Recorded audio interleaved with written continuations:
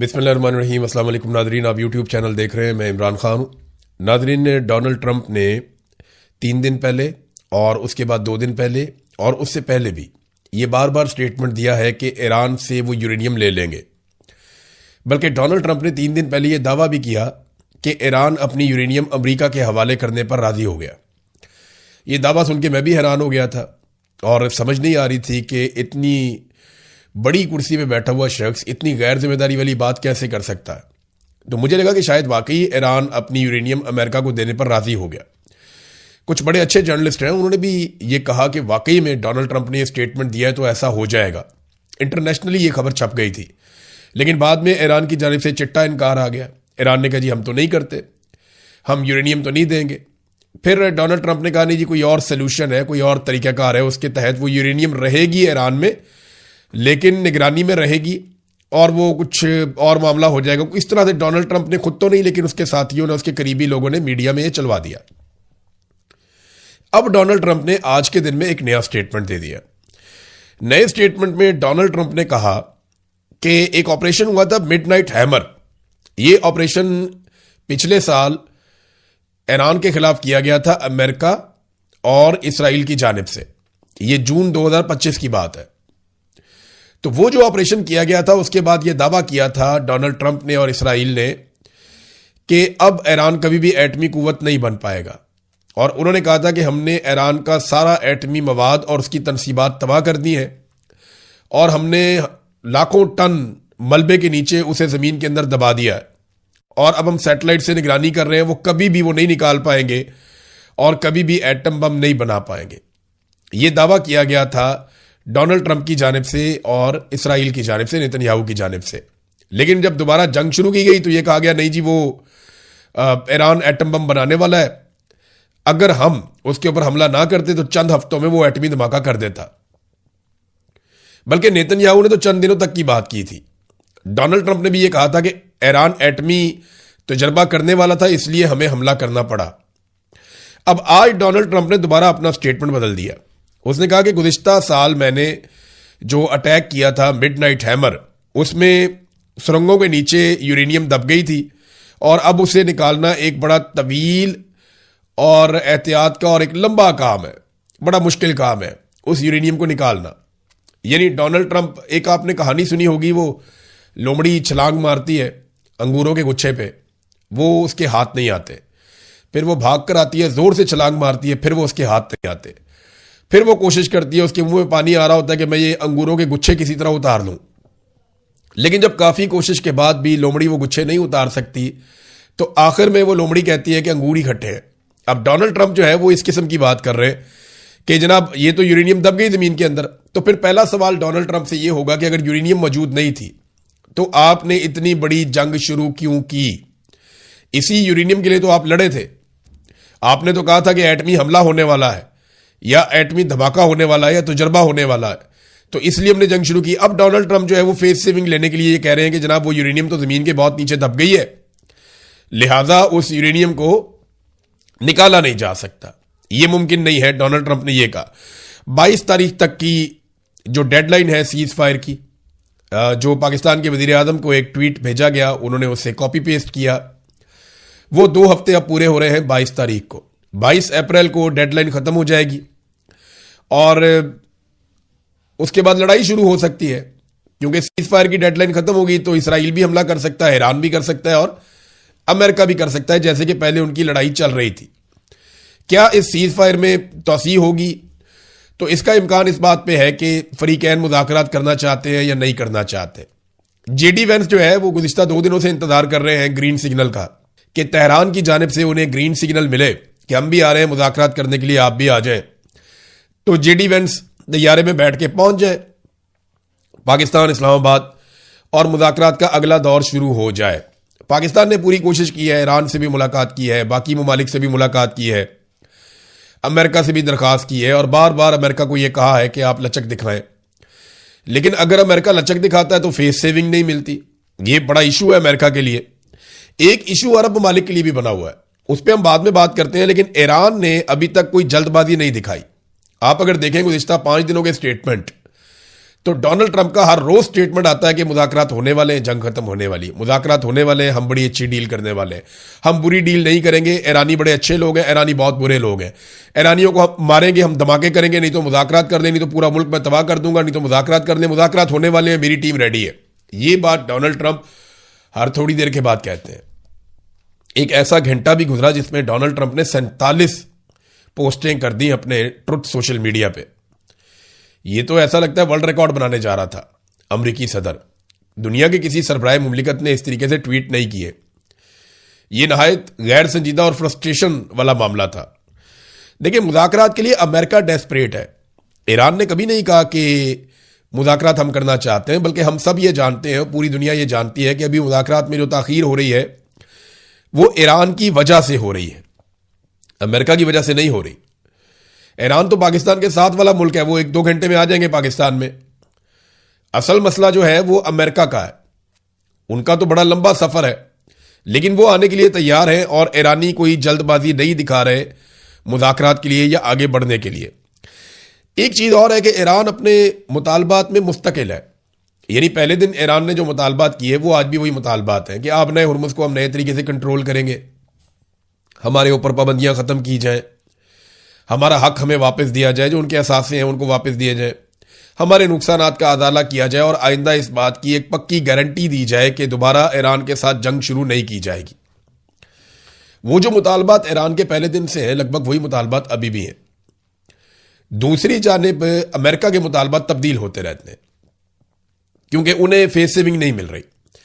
कभी वो बड़े सख्त मुतालबात करते हैं, कभी उनके मुतालबात बड़े नरम हो जाते हैं, लेकिन जब तनकीद होती है तो दोबारा सख्त मुतालबात पे आ जाते हैं। तो उनके मामलात ऊपर नीचे हो रहे हैं। एक चीज नादरीन आप याद रखिएगा कि पाकिस्तान में होने वाले मुज़ाकरात में 2 अहम फरीकैन हैं, एक अमेरिका और दूसरा ईरान। लेकिन एक बात अपने ज़हन में हम सबको रखनी है कि इसमें कुछ और भी स्टेक होल्डर्स हैं जो बहुत बड़े स्टेक होल्डर्स हैं। एक इसराइल बहुत बड़ा स्टेक होल्डर है और दूसरे अरब ममालिक एक बहुत बड़ा स्टेक होल्डर है। ये हम सब जानते हैं, खुलकर इसके ऊपर बात नहीं होती, खासतौर पे जिस खित्ते में हम रहते हैं वहां तो नहीं होती, कि अरब ममालिक और ईरान के बीच में एक चपकलिश चल रही है और ये कई दहाइयों पर मबनी है। ये एक दूसरे को बिल्कुल पसंद नहीं करते, बल्कि अरब अपने लिए खतरा समझते हैं ईरान को। ये एक शिया सुन्नी डिवाइड भी है जो बहुत पुरानी मौजूद है, हम सब इसे जानते हैं, कोई ढकी छुपी चीज ये नहीं है। अब मामला यह है कि ये जो अरब ममालिक हैं इनका क्या बनेगा। देखिए, अरब ममालिक के 3 बड़े कंसर्न हो सकते हैं इस सारी लड़ाई में। इसराइल के भी इसी किस्म के कंसर्न हो सकते हैं। ईरान अगर एक एटमी कुव्वत बन भी जाता है तो क्या वो किसी अरब मुल्क के ऊपर एटम बम मारेगा? कभी नहीं मारेगा। और कभी किसी मुसलमान मुल्क पे एटम बम नहीं मार पाएगा। ये बात अरब ममालिक जानते हैं, अच्छे से जानते हैं। ईरान अगर कभी एटमी मुल्क बना तो इससे सबसे बड़ा खतरा इसराइल को रहेगा। यह सबको पता है कि इसराइल ही खतरे में रहेगा अगर ईरान एटमी कुव्वत बन गया तो। जैसे पाकिस्तान एटमी कुव्वत बना तो खतरा इंडिया के लिए था। इसराइल तक तो हमारे मिसाइल अभी नहीं जाते, लेकिन इंडिया के लिए सबसे बड़ा खतरा था और इसराइल को यह लगता था कि पाकिस्तान एटमी कुव्वत बन गया तो इसराइल के लिए भी एक खतरा है। ईरान एटमी कुव्वत बना तो मुसलमान मुल्कों को ऐसा खतरा नहीं होगा। तो उनका मसला क्या है या इसराइल के बाकी प्रॉब्लम्स क्या है? ये 3 ऐसी चीजें हैं जो मुज़ाकरात में डिस्कस नहीं हो रही। यानी वो कंसर्न जो अरब ममालिक के और इसराइल के हैं वो मुज़ाकरात में डिस्कस क्यों नहीं हो रहे? उनमें सबसे पहले ये है कि मिसाइल और ड्रोन प्रोग्राम। यानी अरब ममालिक ईरान को ताकतवर नहीं देखना चाहते, इसराइल भी ईरान को ताकतवर नहीं देखना चाहता। तो इसराइल का जो मिसाइल और ड्रोन प्रोग्राम है जिसके जरिए से उसने अभी तहोबाला कर दिया पूरे रीजन के अंदर अमेरिकी हथियारों को, वो खतरा है इनके लिए, खित्ते में मौजूद ममालिक के लिए। तो उनकी एक जरूरत है कि इसराइल का जो मिसाइल और ड्रोन प्रोग्राम है उसका खात्मा हो जाए। दूसरा, वो ईरान के अंदर एक रजीम तब्दील करना चाहते थे। वो ईरान में एक ऐसी हुकूमत चाहते थे जो खामनाई से आज़ाद हो, या वो जो एक मजहबी हुकूमत ईरान में बनी हुई है जिसको इंतहा पसंद हुकूमत कहते हैं, अरब ममालिक और इसराइल ये चाहते थे वहां पर रजीम तब्दील हो जाए। तीसरा, ईरान कुछ प्रॉक्सीज को सपोर्ट करता है अरब ममालिक और इसराइल के मुताबिक, जिनमें हिजबुल्लाह है, हमास है, हौसी है, और दीगर कुछ ग्रुप हैं जिन्हें ईरान सपोर्ट करता है इस रीजन में। अरब ममालिक ये चाहते हैं कि ईरान वो सपोर्ट भी खत्म कर दे और वो सपोर्ट ना कर पाए। तो इसके लिए जरूरी है कि ईरान में एक नई हुकूमत बन जाए, ये प्रॉक्सीज की सपोर्ट बंद हो जाए और ईरान का मिसाइल और ड्रोन प्रोग्राम मजीद महदूद हो जाए या खत्म हो जाए। ये चीजें तो टेबल पे ही नहीं है। टेबल पे तो मेन चीजें दो हैं अमेरिका की जानिब से। एक आपने हुर्मुज, इसको खोल दो, वो तो पहले ही खुली थी, तो फिर बंद क्यों करवाई थी? लड़ाई करके बंद करवा दी, अब कह रहे हैं खोलो। और ईरान ने थोड़े दिन पहले जब खोली तो अमेरिका ने मुहासरा करके दोबारा बंद करवा दी। और दूसरा यूरेनियम या एटमी कुव्वत बनने का मामला है, उस पर ईरान यकीन दहानियां करवा सकता है। तो अब अरब ममालिक और इसराइल के लिए अगर ये मुज़ाकरात होते हैं और कामयाब हो जाते हैं तो उनके लिए इसमें क्या है, ये एक बड़ा सवाल उनके साथ रहेगा। नेटो से ज्यादा अरब ममालिक ने हमारे साथ ताउन किया, वो बहुत अच्छा लड़े हैं, ये बार बार डोनाल्ड ट्रंप ने कहा। अरब ममालिक बार बार कहते हैं कि हम किसी लड़ाई के अंदर शामिल नहीं थे, हमने ये लड़ाई लड़ी ही नहीं, जबकि अमेरिका बार बार कहता है कि शाबाश देता हूं मैं अरब ममालिक को, वो हमारे साथ बहुत अच्छा लड़े हैं गल्फ ममालिक। और ईरान कहता है, देखो ईरान को वहां से जवाब मिल जाता है ना हमले का। ईरान कहता है देखो डोनाल्ड ट्रंप भी कह रहा है कि अरब ममालिक हमारे खिलाफ लड़ाई में शामिल हुए हैं। अब अरबों का मसला यह है कि आपने हुर्मुज खुली रहे और पुराने तरीके से खुली रहे। ईरान जो है उसको एक नई कंडीशन के तहत खोलना चाहता है। अमेरिका कभी कभी उसके ऊपर आमादगी भी जाहिर कर देता है। तो इस लड़ाई का बेनिफिशियरी कोई भी अरब मुल्क नहीं बन पाया। क्या इसराइल इस लड़ाई का बेनिफिशियरी है? नहीं, वो भी नहीं है। उसकी वजह यह है कि यूरोप में जो ममालिक कुछ हद तक इसराइल को सपोर्ट करते थे, वो सपोर्ट भी इसराइल के हाथ से चली गई। और अगर इस लड़ाई का सबसे बड़ा लूजर देखा जाए, जिसको सबसे बड़ा नुकसान हुआ है, वो डोनाल्ड ट्रंप और उसकी रिपब्लिकन गवर्नमेंट है अमेरिका में। उनके खिलाफ लोगों का रद्देअमल इतना ज्यादा हो गया कि आज 63% अमरीकी नए सर्वे के मुताबिक उनके खिलाफ है। ईरान ने बड़ी रिजिलियंस शो की है। ईरान ने अपने कमर्शियल एयरपोर्ट बड़ी कम मुद्दत के अंदर 2 हफ्ते के अंदर दोबारा मुरम्मत करके खोल लिए हैं। ईरान ने कहा था कि हम अपने एयरपोर्ट, अपनी सड़कें, अपने प्लांट्स हम दोबारा बना लेंगे, लेकिन अमेरिका अपना मुकाम दोबारा बहाल नहीं कर सकेगा। इसकी चौधराहट वापस नहीं आएगी जो हमने इसके साथ कर दिया है, और यही दिखाई दे रहा है। डोनाल्ड ट्रंप ने बताया कि जो कल जहाज पकड़ा था ईरान का, अमेरिकन ने एक जहाज पे कब्जा किया था ना, ये रिपोर्ट भी हुआ। तो डोनाल्ड ट्रंप ने कहा उसके अंदर कुछ ऐसा सामान था जो अच्छा नहीं था, और वो सामान चीन ने तोहफे के तौर पे दिया था। ट्रंप ने यह नहीं बताया कि उसके अंदर क्या था, कोई फ्यूल था, कुछ और चीज थी, कुछ हथियारों में इस्तेमाल होने वाली कोई चीज थी, या इंटेलिजेंस में इस्तेमाल होने वाली कोई चीज थी। ये बताया नहीं अमेरिका ने, डोनाल्ड ट्रंप ने, लेकिन ये इल्जाम लगाया और ये कहा कि मैं ये समझता था कि प्रेसिडेंट शी के साथ हमारे मामला बहुत अच्छे चल रहे हैं और हमारी समझबूझ एक जैसी है। तो मायूसी का इजहार किया डोनाल्ड ट्रंप ने कि उस जहाज में कोई अच्छी चीजें हमें नहीं मिली। एक और ऑयल टैंकर पकड़ लिया एशिया पैसिफिक में अमेरिका ने, ईरान का। अब ये चीजें आहिस्ता आहिस्ता मामूल बन रही हैं। इसके रद्देअमल में ईरान मजीद सख्ती करेगा अपने हुर्मुज में, और हो सकता है कि आने वाले दिनों में हौसी बागी बाबे मंदब को बंद कर दें। तो फिर पूरा रीजन जो है वो बैठ के सोचता रहेगा कि अब ये इलाके खुलवाने कैसे हैं। ग्राउंड रियलिटी ये है कि आप जितना मर्जी ताकतवर अटैक करें, आपने हुर्मुज को ताकत के बलबूते पर अगर अमेरिका के साथ मजीद ममालिक भी मिलकर आ जाएं तो वो ईरान से नहीं खुलवा सकते। वहां पे वाकयात होते रहेंगे, जहाज हमेशा खतरे में मौजूद रहेंगे। हाँ, ये अलग बात है कि अगर पूरा का पूरा ईरान फतह कर लिया जाए, वहां के सारे लोगों को यरगमाल बना लिया जाए, तो वो मुमकिन नहीं है। ये आज तक इराक में नहीं हो सका, ये आज तक शाम में नहीं हो सका, अफगानिस्तान में नहीं हो सका, तो ईरान में कैसे होगा? ये मुमकिन नहीं है।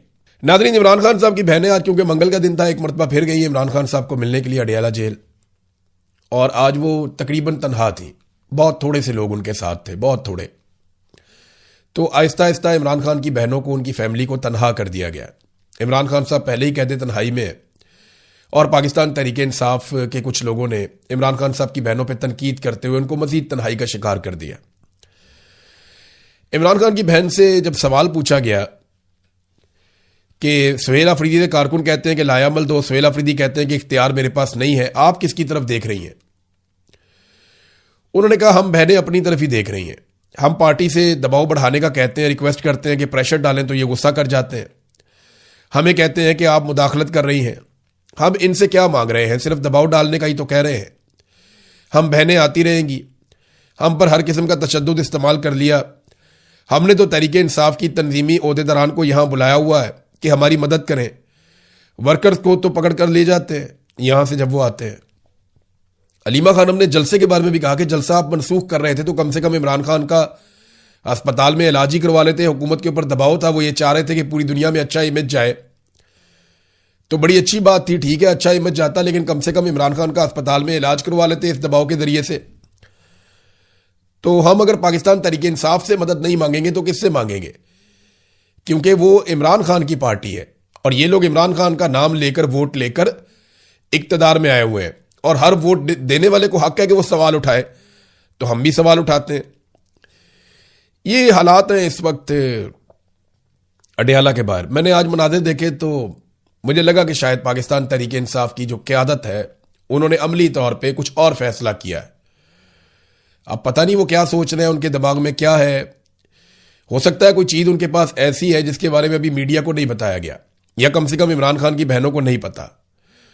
दूसरी तरफ मियां नवाज शरीफ को एक मरतबा फिर लॉन्च किया गया है और नवाज शरीफ साहब कौम की खिदमत करने के लिए मैदान में आ गए। मियां साहब ने ज़मीन आसमान के कलाबे मिलाए और ये कहा कि गिलगित बल्तिस्तान में, कश्मीर में हम इलेक्शन जीतेंगे और अपनी कारकर्दगी पे जीतेंगे। कारकर्दगी इनकी पूरी कौम के सामने है। अवाम का हेल्थ कार्ड बंद करके इन्होंने अवाम को एड्स का तोहफा दे दिया है। पंजाब में एड्स के केसेस बढ़ते जा रहे हैं। जाली पुलिस मुकाबले अरूज पे है। कोई नया तरक्याती प्रोजेक्ट बड़ा इन्होंने नहीं बनाया। उस्मान बुज़दार और परवेज़ इलाही के मंसूबों के ऊपर दोबारा तख्तियां लगा रहे हैं। जो इमरान खान ने किया उसमें से आधे काम इन्होंने बंद कर दिए हैं। बड़े बड़े तरक्याती मंसूबे सारे बंद हैं। और पाकिस्तान रोजाना के हिसाब से, मैं पिछले 2 साल की कहानी आपको सुना रहा हूं, पिछले 2 साल में पाकिस्तान ने रोजाना के हिसाब से 21 अरब रुपए का कर्जा लिया है। हर घंटे पाकिस्तान तकरीबन 1 अरब रुपया कर्जा ले रहा है। हर घंटे 1 अरब रुपया, 100 करोड़ हर घंटे हम ले रहे हैं। ये 21 अरब रुपए रोजाना कहां खर्च हुए? क्या पाकिस्तान में कोई डैम बना? क्या पाकिस्तान में कोई बहुत बड़ी मोटरवे नहीं बनी? क्या पाकिस्तान में नए तालीमी इदारे बने? क्या पाकिस्तान में नए अस्पताल, यूनिवर्सिटीज, खेलों के मैदान बने? क्या पाकिस्तान में टेक्निकल एजुकेशन के लिए कोई बहुत बड़ी चीजें बनी? क्या पाकिस्तान में कोई बहुत बड़ी इंडस्ट्री लग गई? क्या पाकिस्तान बहुत तरक्की कर गया, बहुत आगे चला गया आईटी के शोबे में, तालीम के शोबे में, सेहत के शोबे में, ज़राअत के शोबे में, इंफ्रास्ट्रक्चर के शोबे, किसी एक चीज में पाकिस्तान आगे गया हो तो बताएं। ये 21 अरब रुपया रोजाना कर्जा लेते हैं। ये किसकी जेबों में जा रहा है पैसा और कहां पे इस्तेमाल हो रहा है, इसका हिसाब जब इनसे मांगो तो ये कहते हैं आप गद्दार हैं और गद्दारी का मुकदमा दर्ज कर देते हैं। पाकिस्तान की तारीख का रिकॉर्ड कर्जा इन्होंने पिछले 2 साल में लिया है और जो तरक्याती मंसूबे थे उनकी रिकॉर्ड बंदिश भी हुई है। यानी कोई बड़ा तरक्याती मंसूबा ये हुकूमत इस वक्त नहीं चला रही। मेरी पाकिस्तानियों से गुजारिश है कि इससे पहले कि नवाज शरीफ वाकई खिदमत करने के लिए मैदान में आ जाएं, आप उनके आगे हाथ जोड़ लें, उनकी मिन्नत कर लें। मियां साहब को कि मियां साहब अल्लाह का वास्ता और खिदमत ना कीजिएगा। मियां साहब की खिदमत की सिर्फ 2 मिसालें आपके सामने रखूंगा, आप सर पकड़ के बैठ जाएंगे। छोटी छोटी 2 मिसालें, LNG टर्मिनल और IPPs, यानी गैस आए या ना आए, आपने हर महीने $15 मिलियन देने हैं टर्मिनल्स को। यह मियां साहब का कैपेसिटी पेमेंट वाला एक मुआहदा।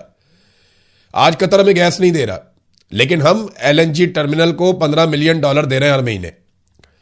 LNG पैसा हम दे रहे हैं, हमारे पास गैस नहीं है और अवाम की जेब कट रही है। यह मियां नवाज शरीफ ने किया। IPPs वो भी ऐसे ही है। बिजली आए या ना आए आपको बिल देना पड़ेगा। यानी गैस ना आए फिर भी बिल देंगे, बिजली ना आए फिर भी बिल देंगे। वजह क्या है? मियां नवाज शरीफ के लगाए हुए मंसूबे। 1 यूनिट बिजली इस्तेमाल करते हैं और 3 यूनिट के आप पैसे देते हैं, फिर भी लोड शेडिंग हो रही है और यूनिट की कीमत भी 4 गुना बढ़ा दी है जब से इमरान खान साहब की हुकूमत गिरी है। यह खिदमत नवाज शरीफ ने की पाकिस्तानियों की। मियां साहब के आगे पूरे पाकिस्तान को हाथ जोड़ने चाहिए। मियां साहब बड़ी मेहरबानी, हमें और खिदमत नहीं करवानी। बहुत शुक्रिया आपका, आपने बड़ी कौम की ऐसी तैसी फेर दी, आप जाके घर बैठे हैं सर, बड़ी मेहरबानी। जिस तरह के आपने मंसूबे लगाए हैं, ये मंसूबे अगर आप ना लगाते तो आज पाकिस्तान कहां से कहां पहुंच जाता।